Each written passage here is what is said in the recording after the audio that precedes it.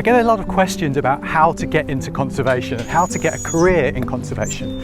I took a very traditional route, studying science and going into conservation in that way, but that doesn't mean you have to be a scientist to work in conservation. So we're going to take a trip over to Edinburgh Zoo. We're going to meet a good friend of mine who works in conservation, but she is certainly not a scientist. She found a very different way into conservation and has a huge impact on conservation around the world with all sorts of different species. So let's head off to Edinburgh Zoo.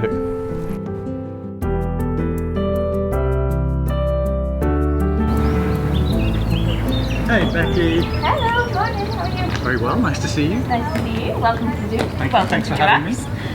I like your top, very appropriate. For the occasion. You certainly are.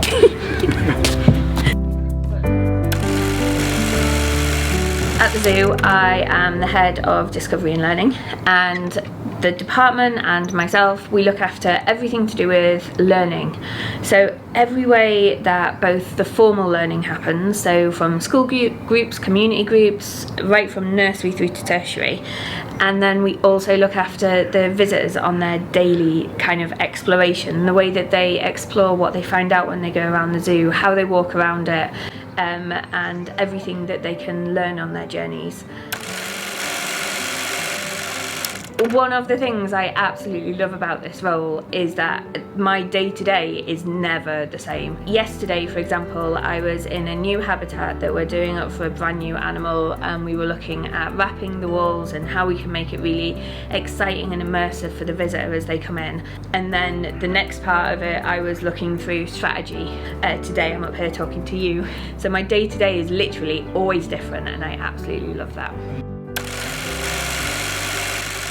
Someone took a chance on me. No, so I got the job. I had worked in museums and galleries and heritage attractions right from you know, being in admissions and greeting people and helping them start their journey.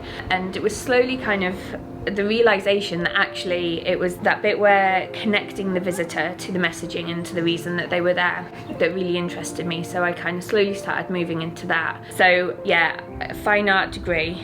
I did do a museum studies masters, and I concentrated on kind of engagement, education, learning, community work, outreach and everything like that.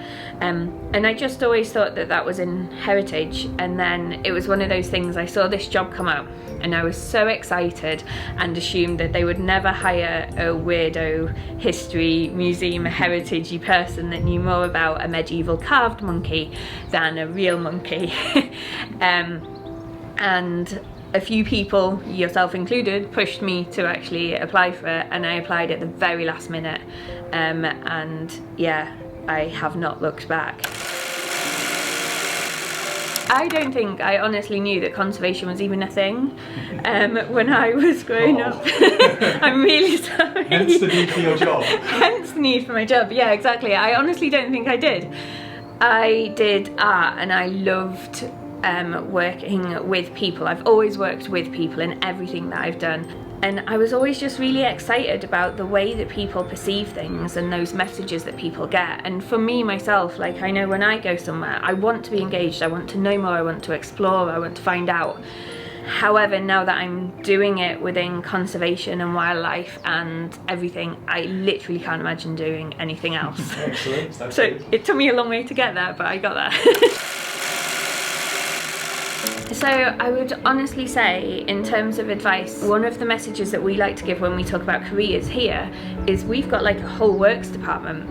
We've got plumbers, electricians, we've got blacksmiths, and then we've got a full finance department. Just because you don't necessarily want to be a biologist, or you don't necessarily want to work in a lab, you don't, you know, for you working with the animal isn't what drives you, then there's so many other opportunities. And I think looking for those opportunities in places that excite you is what to do, and look for those roles as, you know, as a school person, look for those roles and have a look what you need to get there.